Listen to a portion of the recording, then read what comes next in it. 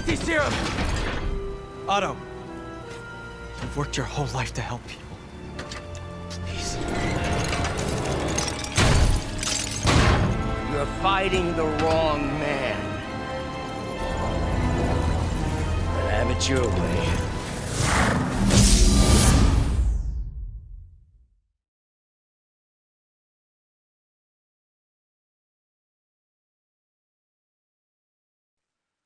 Oh, how those tables turn.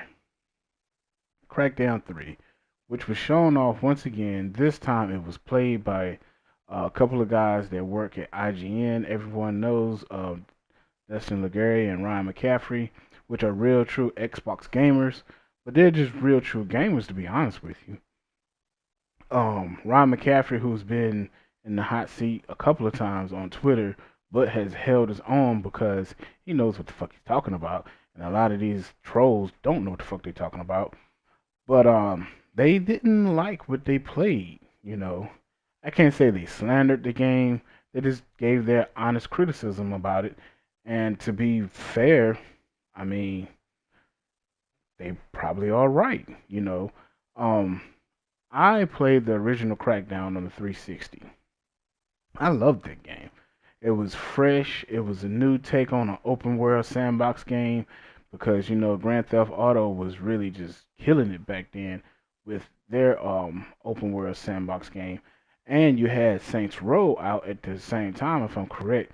There was another open world sandbox game, but it was basically like a copy of Grand Theft Auto San Andreas. Not saying that's bad though, because it was actually pretty fun.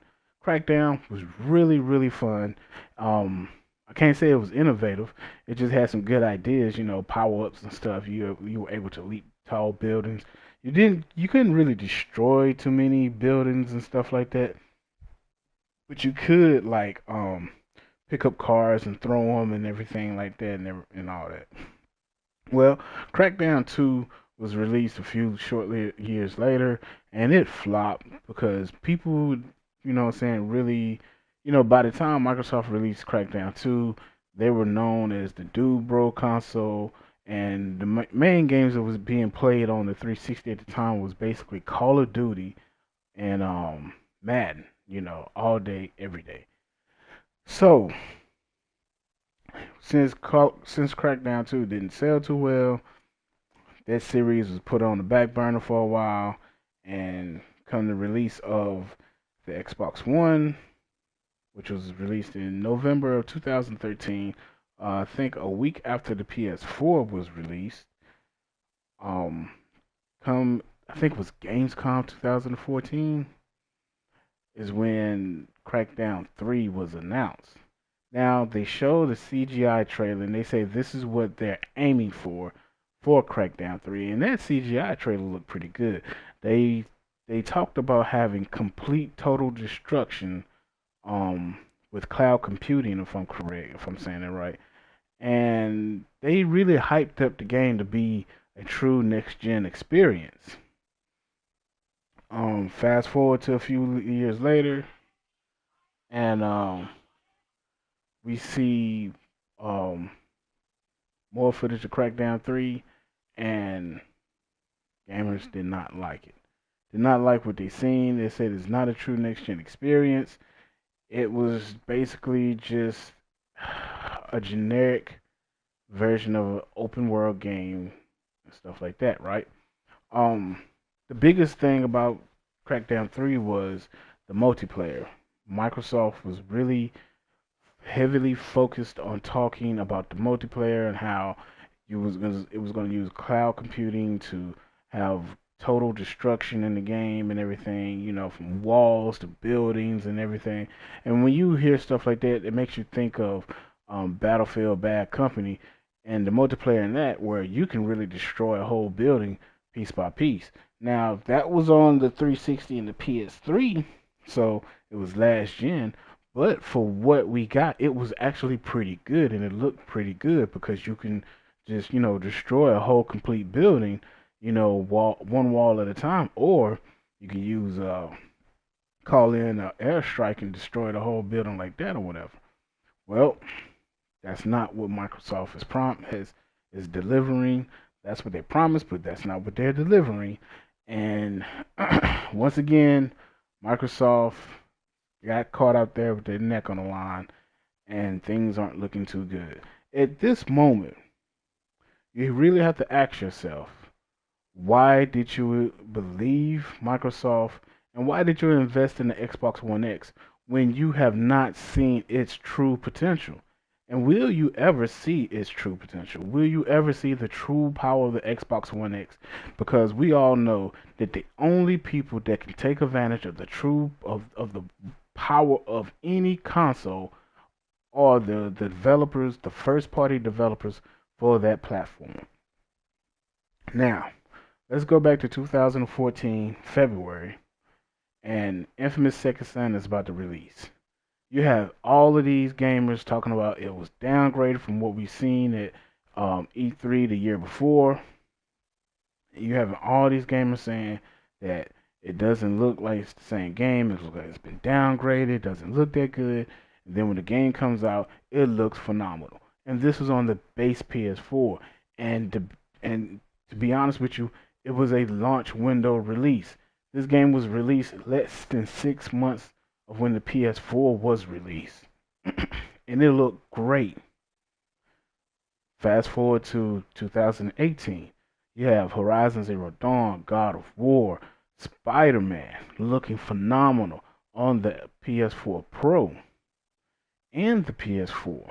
So the first party studios really know how to use what they have and how to make a game just for that particular platform.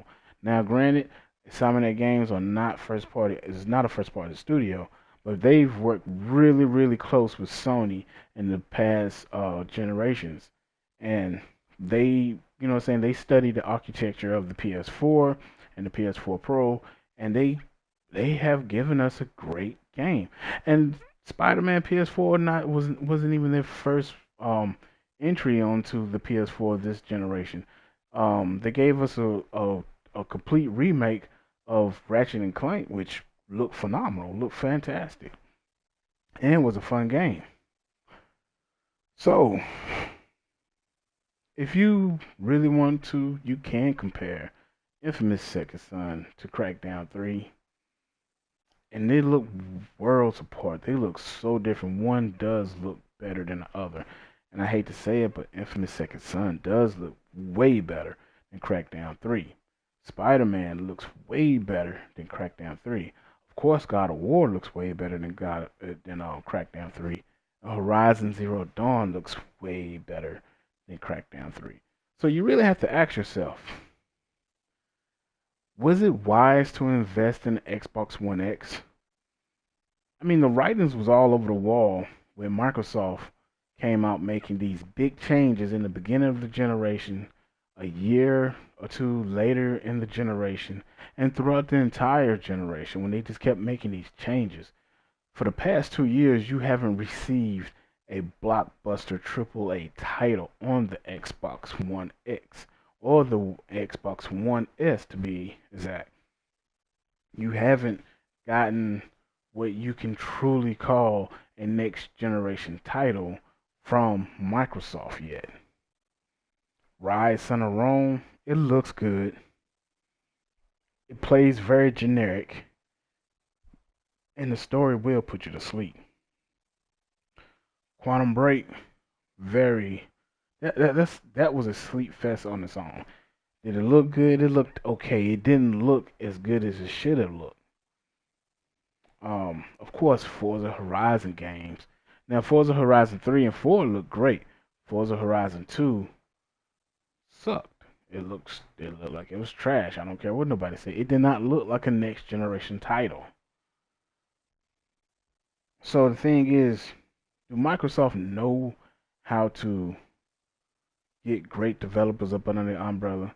Yeah, true. They bought up a big bunch of studios last year and everything, and they, made a big announcement about it at E3 and stuff, and they got something going on. But what is their true agenda by having all of those studios?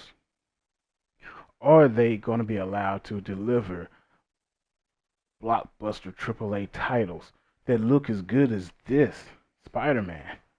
Or are they going to be making games that's kind of like a AA project for games as a service? Because I've also read earlier that they're planning on releasing 4 exclusive titles a year.